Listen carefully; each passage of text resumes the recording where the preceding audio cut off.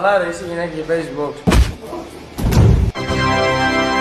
Sorry γι' αυτό. Αλλά εδώ δεν ανεχόμαστε ρατσιστικά σχόλια. Εννοείται ότι είμαι γυναίκα και κάνω box. Τι να φοβηθώ. Να σου πω 5 πολύ καλούς λόγους που έχω επιλέξει να κάνω box σαν γυναίκα. Πρώτον, box για αυτοάμυνα. Είναι απαραίτητο να ξέρεις να προστατεύεις τον εαυτό σου. Η καιρή είναι δύσκολη. Δεύτερον, είναι η καλύτερη γυμναστική που θα κάνεις ποτέ. Κάνεις αερόβια άσκηση και βελτιώνεις την αντοχή σου. Όχι μόνο χάνεις κιλά, αλλά το σώμα σου γίνεται και δυνατό και σφιχτό. Τρίτον, είναι ένα από τα πιο ενδιαφέροντα αθλήματα. Μαθαίνεις να ελέγχεις τον εαυτό σου, τη δύναμή σου και παράλληλα να ψυχολογείς τον αντίπαλό σου. Είναι στρατηγικό και συναρπαστικό. Τέταρτον, σε βοηθά να αναπτύσσεις την αυτοπεποίθησή σου και να αποβάλεις το στρες της ημέρας. Μια καλή προπόνηση είναι η καλύτερη θεραπεία.